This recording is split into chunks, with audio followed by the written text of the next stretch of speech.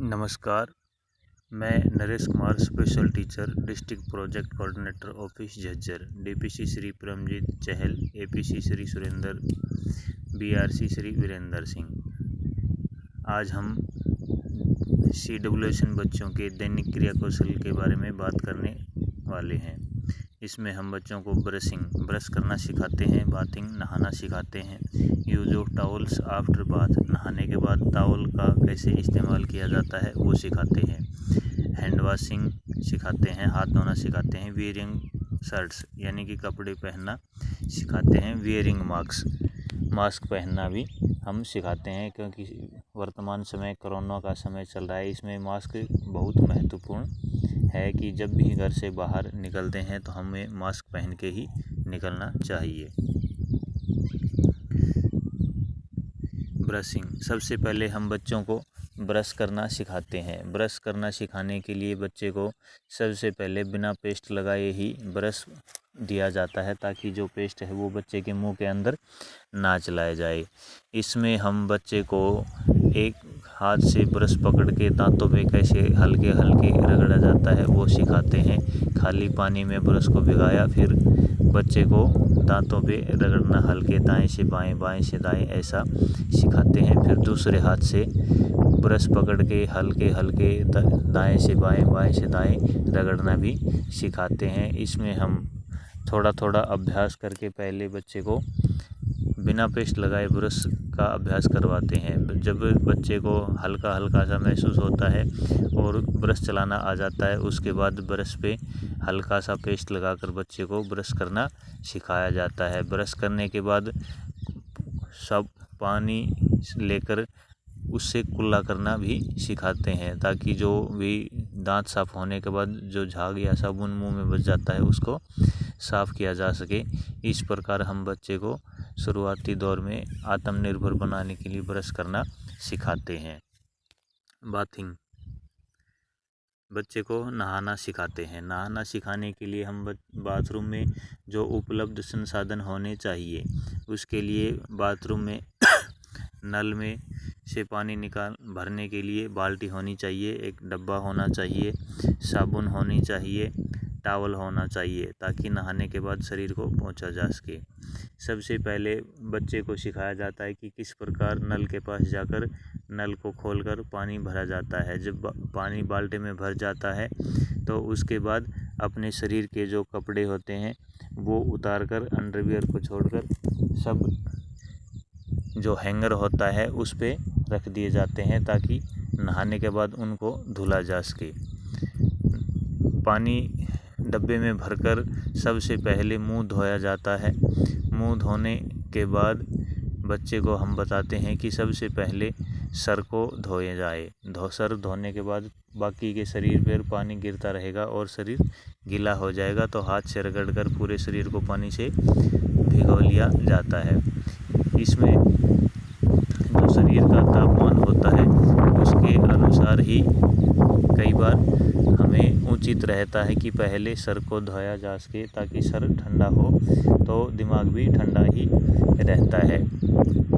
पूरा शरीर गीला होने के बाद हम बच्चे को बताते हैं कि साबुन कैसे शरीर पे लगाया जाता है। साबुन शरीर पे लगाने के लिए बच्चे के हाथ में साबुन देकर उसको धीरे धीरे अभ्यास करवाया जाता है कि वह किस प्रकार पहले पैरों पे साबुन लगाए, फिर शरीर के बीच के हिस्से पे साबुन लगाए और सबसे बाद में सर पे साबुन लगाए और मुंह पे भी। क्योंकि अगर पहले साबुन सर पे लगा लिया जाता तो कई बार ऐसा होता है कि साबुन बच्चे की आंखों में चला जाता है और जलन शुरू हो जाती है। इस प्रकार फिर बच्चा अच्छे से नहीं नहा पाता या पूरे शरीर पे साबुन नहीं लगा पाता और जल्दी जल्दी में उसे अपने सर पे पानी डालना पड़ता है। इसलिए सर पे साबुन सबसे बाद में लगाया जाए। साबुन लगने के बाद साबुन को उचित अपने स्थान पर वापस रखने के बाद डब्बे में पानी लेकर सबसे पहले सर को धोया जाता है, ताकि सर पे लगा और मुंह पे लगा साबुन तुरंत हट जाए और बाकी के शरीर को फिर रगड़कर अच्छे से साबुन से हटाया जा सके। पानी डालता रहता है बच्चा और बाकी शरीर से साबुन को हटाता रहता है। इस प्रकार पूरा साबुन हटने के बाद शरीर को पोंछने की बारी आती है। Use of towels after bath, नहाने के बाद टॉवल का किस तरह प्रयोग किया जाता है ये भी हम बच्चे को सिखाते हैं। टॉवल लेकर नहाने के बाद बच्चा शरीर के कंधों पे टॉवल को रख लेता है और फिर दोनों हाथों से दोनों सिरों को पकड़कर सबसे पहले मुंह को पोंछना सिखाया जाता है। उसके बाद बालों को सिर के बालों को सोखना सिखाते हैं, ताकि जो शरीर का ऊपर का सबसे गीला भाग होता है बाल, वो सबसे पहले पोंछे जा सके। उसके बाद नीचे के पूरे शरीर को टॉवल से पोंछकर हम शरीर को सुखा लेते हैं।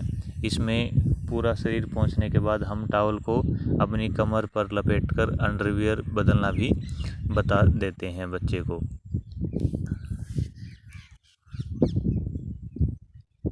हैंड वॉश, आजकल कोरोना का दौर चल रहा है, जिसमें कि सभी व्यक्तियों के लिए बताया जाता है कि बार बार अपने साबुन से हाथ धोते रहें ताकि कोरोना कम से कम फैले। इसके लिए हम सिंक के पास बच्चे को ले जाकर नल को खोलकर पहले सादे तरीके से हाथ को धोना सिखाते हैं।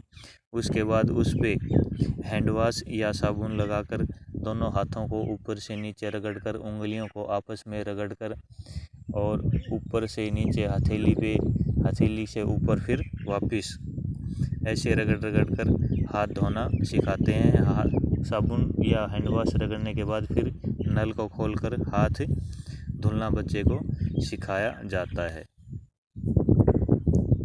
इसी प्रकार हम दैनिक क्रिया कौशल में ही बच्चों को कपड़े पहनना सिखाते हैं, जैसे कि शर्ट पहनना सिखाते हैं। शर्ट पहनने के लिए शर्ट के एक बाजू को हाथ में डालकर फिर पीछे से घुमाकर दूसरी बाजू को हाथ में डालना सिखाते हैं। ऐसी प्रक्रिया करने के बाद कई बार समस्या आती है कि जो मंदबुद्धि या जिनके हाथ पैर में थोड़ी दिक्कत रहती है, उनको बटन बंद करने में बहुत परेशानी हो जाती है। मंदबुद्धि जो बच्चे हैं वो नहीं समझ पाते हैं कि बटन कैसे बंद किए जाएं। इसके लिए हम धीरे धीरे अभ्यास करवाकर उनको सिखाते हैं कि या तो सबसे पहले सबसे जो नीचे का बटन होता है उसको पकड़कर उसको सुराख को मिलाकर बटन बंद किया जाए, फिर ऊपर की तरफ बढ़ा जाए, या फिर सबसे ऊपर कॉलर का जो बटन होता है उसको बंद करके और फिर नीचे के बटनों को बंद किया जाए, ताकि कोई भी बटन ऊपर नीचे एक से दूसरे सुराख में ना बंद हो जाए। आजकल नई तकनीक का अनुसरण किया जा रहा है कि अगर बच्चों को बटन पकड़ने में या बटन को बंद करने में समस्या अधिक रहती है, तो जो मॉडिफाइड बटन होते हैं या जिनको चिट बटन भी बोलते हैं, उनको भी शर्ट में लगाया जा सकता है ताकि वो आसानी से बंद कर सकें। या फिर सबसे उत्तम इसमें जिप सिस्टम माना जाता है कि बच्चे को अलग से मॉडिफाइड शर्ट बना दी जाती है और जिसमें चेन लगा दी जाती है, जिससे कि एक ही बार में उसको आसानी से लगाकर बंद किया जा सकता है कि बार बार बटन खोलने बंद करने का पुनर्अभ्यास ना हो और पहनने में भी आसानी रहती है। इसी प्रकार इसी क्रम में बच्चे को मास्क पहनना हम सिखाते हैं, ताकि घर से बाहर जब भी निकलें तो मास्क पहनकर ही निकलें। इसके लिए जो सही तरीका है मास्क पहनने का, उसको भी बताया जाता है कि पहले मास्क की एक साइड की जो रबर होती है या डोरी होती है उसको कान में डालें और फिर मुंह के ऊपर से घुमाते हुए दूसरे कान में डालें। उसके बाद जो मास्क होता है वो 3 लेयर का होता है या 2 लेयर का होता है, तो उसको हल्का सा नीचे खिसका लें और हल्का सा ऊपर, ताकि नाक और मुंह पूरा कवर हो सके। इसमें कई बार अभ्यास करते करते समय गलत तरीके से भी बच्चे मास्क पहन लेते हैं, तो उस तरीके से बचने के लिए भी हम बच्चों को सिखाते हैं। कई बार बच्चे कान में तो मास्क दोनों साइड में पहन लेते हैं, लेकिन मास्क को ऊपर माथे पर ले जाते हैं, जो कि गलत तरीका होता है। कई बार ऐसा होता है कि बच्चा मुंह पे ना पहनकर कान में तो दोनों साइड से पहन लेता है, लेकिन जो ठोडी होती है या मुंह से नीचे का जो हिस्सा होता है वहीं पे ही मास्क को रख लेता है। इस प्रकार से उचित तरीके से मास्क पहनना भी हम बच्चों को सिखाते हैं। धन्यवाद।